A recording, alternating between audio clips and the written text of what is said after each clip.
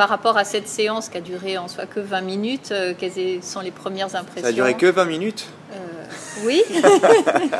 D'accord, moi j'avais l'impression que ça durait beaucoup plus longtemps vu l'effort. J'ai senti le muscle travailler, surtout sur la partie cuisse, quadriceps et ischio-jambier, jusqu'à un moment où la douleur est venue un petit peu similaire à celle que l'on peut ressentir pendant un jogging ou une sortie en vélo de route.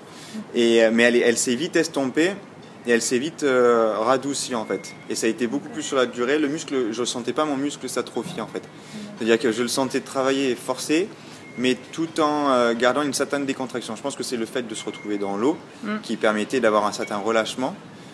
Mais par contre, sur l'aquabike, il y a une résistance permanente.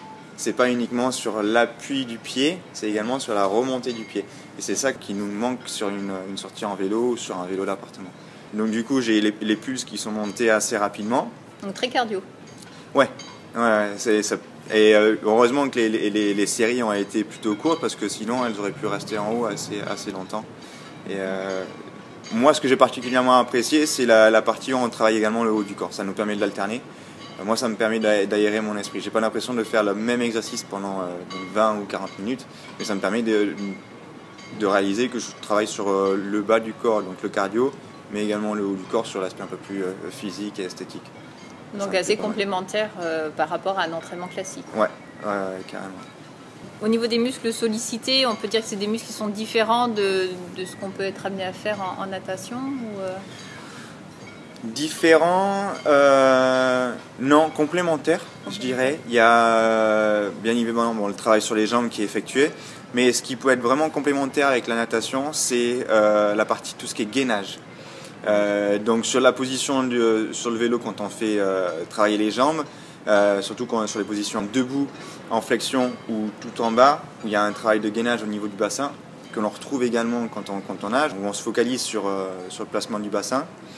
Et après, sur tout ce qui est parti être en appui sur les bras, donc travail d'épaule, travail d'appui également, puisqu'il y a ce mouvement de va-et-vient sur les côtés. Pour moi, par exemple, ça me permettrait de travailler et mon gainage et mon renforcement d'épaule, ce qui généralement nous manque dans la partie natation.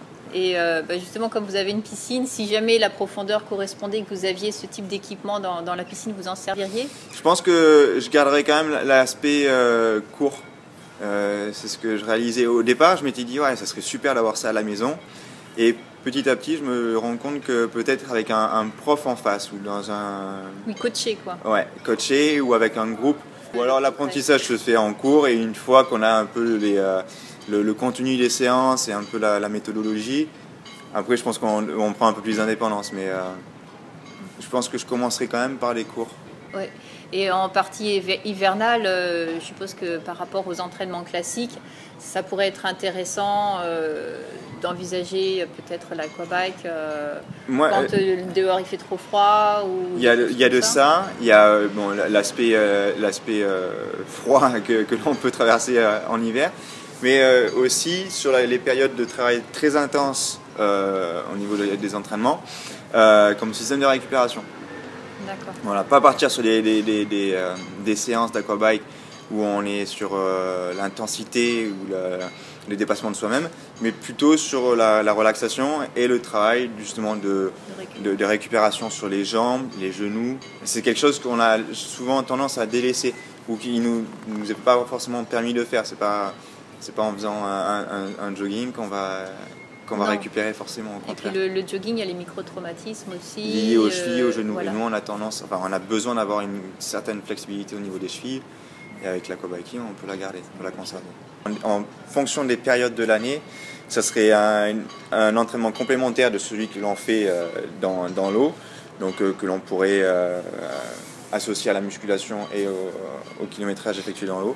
Et en fonction des autres périodes, à l'approche des plus grandes compétitions, on pourrait également s'en servir comme système de récupération. Ça vous arrive des fois d'avoir des blessés ou des choses comme ça? Ça nous arrive. Là en ce moment, on en a un qui vient de se faire opérer du genou. Ça serait parfait pour lui pour compléter sa rééducation. Ouais. Donc en résumé, ça vous a plu? Ouais, je dirais conquis même. Je dirais, ouais.